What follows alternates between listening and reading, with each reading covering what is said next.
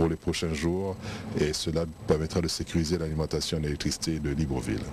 C'est le début d'une activité complémentaire et c'est l'opportunité ici de rappeler que le service public de l'électricité au Gabon est une obligation du gouvernement de la République gabonaise et c'est dans ce cadre que le gouvernement s'attelle avec la Société Patrimoine à gérer les différents intervenants pour satisfaire la demande du public. Cette démarche procède de la prise en compte des préoccupations sociales permanentes par les plus hautes autorités du pays. De tous ces projets, de toute cette dynamique que nous observons depuis quelques mois à Libreville, c'est bien le président de la République, son Excellence Ali Bongo Ondimba, qui a été l'initiateur de tous ces projets et qui s'est battu pour que ces projets deviennent une réalité. Le plus heureux, le PDG de la SEG. Nous sommes vraiment très contents et c'est encore une fois la démonstration que quand on travaille en équipe, eh bien, on arrive à avoir des résultats bien meilleurs que quand on travaille les uns contre les autres. Et là, on est vraiment dans un travail d'équipe en utilisant les moyens que chacun peut mettre à disposition pour produire et distribuer cette électricité qui est très demandée et de plus en plus demandée et qui sera de plus en plus demandée dans les années à venir. Je voudrais m'excuser au nom du gouvernement de la République auprès des populations gabonaises. L'incident majeur qui est arrivé hier à midi ne nous a pas permis de préparer la centrale d'Anenakiri pour pouvoir répondre à la demande en électricité dans la soirée. Nous avons pris cette matinée pour nous assurer que cette centrale soit prête pour ce soir. Et malheureusement, nous ne pouvons pas prévoir les accidents. C'est pour cela que nous avons eu une grosse perturbation hier dans la soirée. Je pense que cela sera un souvenir douloureux pour les populations, que ces populations nous excusent et nous allons faire tout ce qui est en notre pouvoir pour que cela ne survienne plus. En décidant de construire la centrale thermique à gaz d'Alenakiri à Ovendo en mars 2010, le chef de l'État, Ali Bongo Ondimba, avait eu une vision pour son pays, conscient de la situation précaire que traversait la SEG dans la fourniture d'électricité et d'eau. Depuis un mois, les premiers tests de fonctionnement effectués avec le gasoil sont positifs. Les tests sur gaz ont commencé mardi 9 avril et dureront 40 jours. La centrale thermique à gaz d'Alenakiri, dont les travaux sont terminés, a une puissance de 70 MW capable d'alimenter un périmètre important de Libreville et ses environs grâce à ses 4 moteurs électrogènes de marque allemande d'une capacité de 17,5 MW chacun. La centrale entièrement montée par la société israélienne Telemania tourne avec 20 ingénieurs israéliens. Une usine d'une capacité plus importante est en construction à Port-Gentil, la capitale économique gabonaise. Merci à Patrick Simangoy et Victor Mundunga pour toutes ces précisions. Assemblée générale de la Commission nationale du développement durable. Les assises se sont tenues en présence du ministre de l'économie et du développement durable, Luc Oyoubi. Un document finalisé va être validé avant sa transmission au gouvernement de la République pour adoption. Les détails dans ce reportage de Biwaou Mikala et Yvette Okosa. La Commission nationale du développement durable a tenu ses assises en présence du ministre de l'économie, de l'emploi et du développement durable. Elle avait pour objectif principal la présentation du document finalisé à la Commission nationale du développement durable pour validation avant sa transmission au gouvernement pour adoption. Président de la cérémonie, le ministre de l'économie s'est adressé aux participants en ces termes. Il importe de saisir l'opportunité offerte par ce nouvel instrument pour formuler les recommandations susceptibles de conduire à la mise en place effective d'un Conseil national du développement durable mieux structuré, plus dynamique et plus adapté au nouveau contexte politique, administratif et juridique, afin d'inscrire notre pays dans une démarche affirmée de promotion du développement durable. Poursuivant son propos circonstanciel, le membre du gouvernement n'a pas manqué de souligner l'importance de cette structure. Cette Assemblée générale est une formidable opportunité, mais également une grande responsabilité, celle de définir et de valider une démarche commune pour une prospérité durable et partagée. Le projet de stratégie nationale de développement durable du Gabon comprend 4 axes stratégiques, à savoir la promotion de la bonne gouvernance, le développement et la prospérité économique soutenue, l'amélioration de la généralisation du bien-être social et enfin la protection de l'environnement. Charles Brouwer, le directeur DHL Express Afrique subsaharienne, en visite de 48 heures dans notre pays. Il était ce matin face à la presse nationale et internationale à la faveur d'un point de presse. Nous y reviendrons demain au cours de nos prochaines éditions d'information. Parlons à présent des journées portes ouvertes, la 3e édition organisée par la Direction générale des impôts sous le patronage du ministère de l'économie. Sur les sites aménagés pour la circonstance, l'administration fiscale se rapproche des populations. Jean-Augustin Diengui à Médendungu.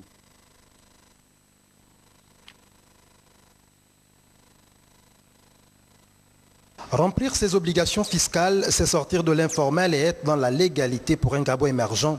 C'est le thème choisi pour la journée portes ouvertes organisée par la Direction générale des impôts sous le parrainage du ministre de l'économie, de l'emploi et du développement durable. Cette journée a pour objectif d'offrir aux usagers un cadre d'expression permettant des échanges décomplexés avec l'administration fiscale. Considéré comme un mal pour notre économie, le secteur informel fait perdre à l'État près de 10 milliards de nos francs chaque année.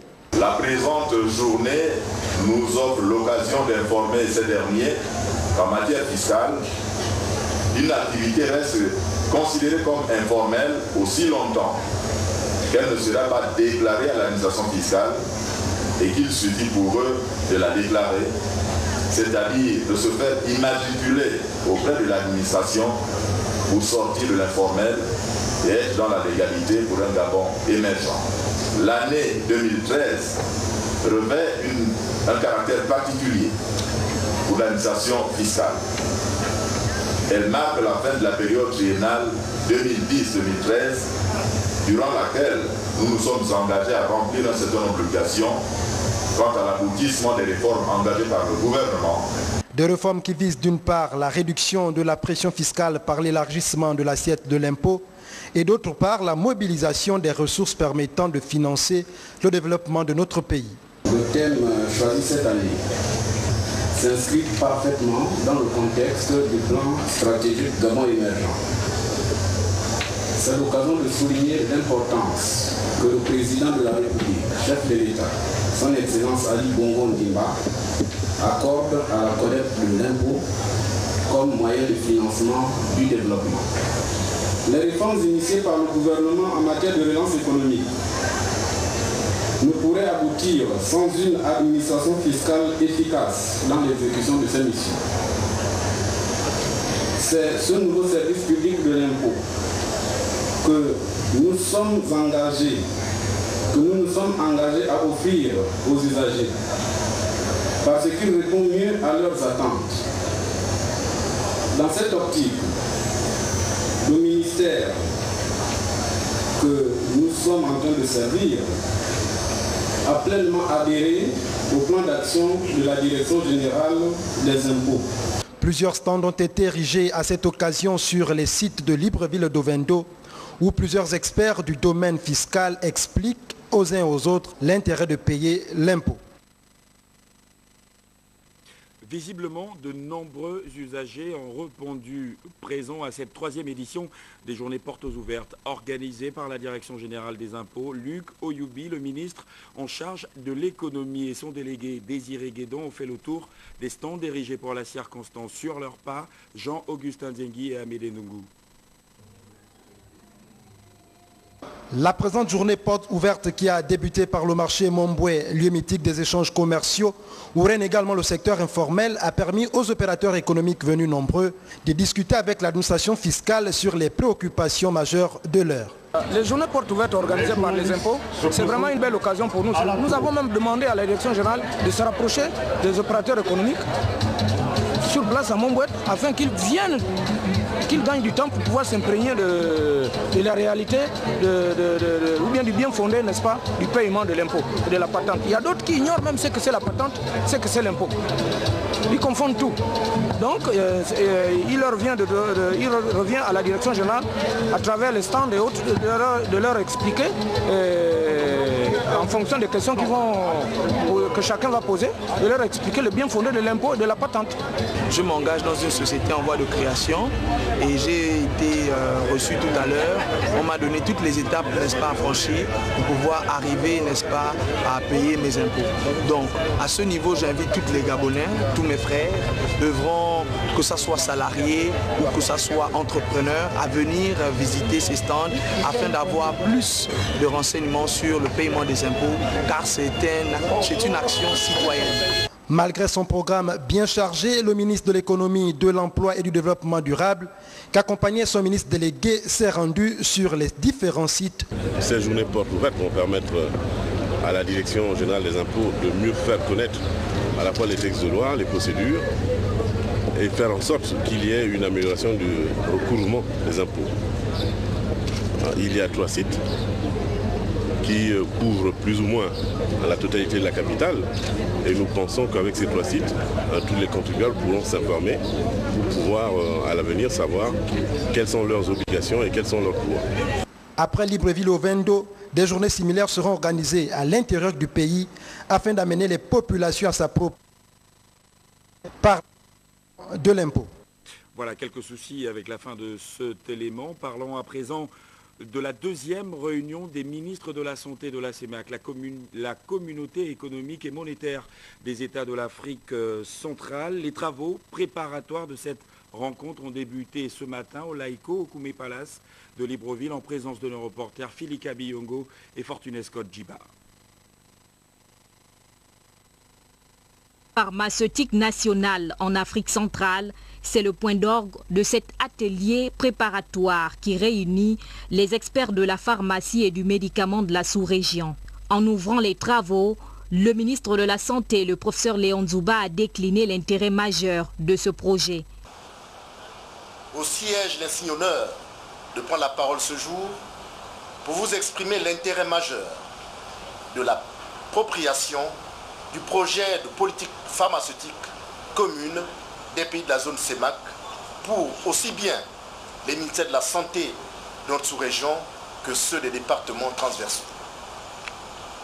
Ce projet, fruit de votre travail effectué depuis 2005, devra être validé par les ministres de la Santé de notre sous-région et des pays amis au fait d'améliorer l'accessibilité et la qualité des médicaments servis aux populations des pays de la zone CEMAC.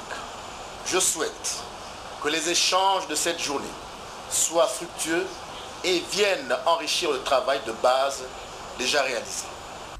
Le secrétaire général de l'Organisation de coordination pour la lutte contre les endémies en Afrique centrale, Constant Roger Ayengoy, a quant à lui rappelé l'objectif de cette harmonisation des politiques pharmaceutiques. L'objectif principal de cette harmonisation est de mettre à la disposition des populations des médicaments de qualité à coût abordable, d'en assurer la sécurité d'emploi et d'usage rationnel. 4 domaines prioritaires ont été retenus par les experts. Le cadre juridique et institutionnel, les ressources humaines, l'assurance qualité des médicaments comprenant l'homologation, la pharmacovigilance, l'inspection, le contrôle de qualité, l'accessibilité relative à l'approvisionnement et le prix. Les autorités sanitaires des 6 pays de la CEMAC visent une mise en application effective des propositions issues de cette rencontre. Pour valider les travaux du dit atelier, ces derniers se réuniront ce jeudi lors de la 2e réunion des ministres de la Santé de la CEMAC.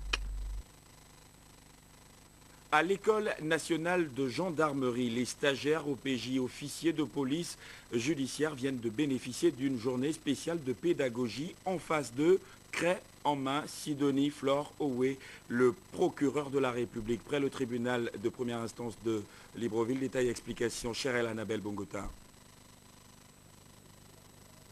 Dans quelques mois, ces officiers de police judiciaire seront au contact de la réalité des enquêtes sur le terrain, à savoir la garde à vue, les perquisitions, les interrogatoires, des mesures d'enquête prévues par le législateur. Seulement, très souvent, les dispositions légales sont foulées aux pieds par les enquêteurs.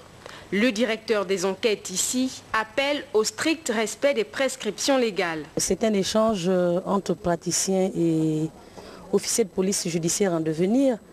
Et comme je l'ai toujours dit, c'est toujours important que nous puissions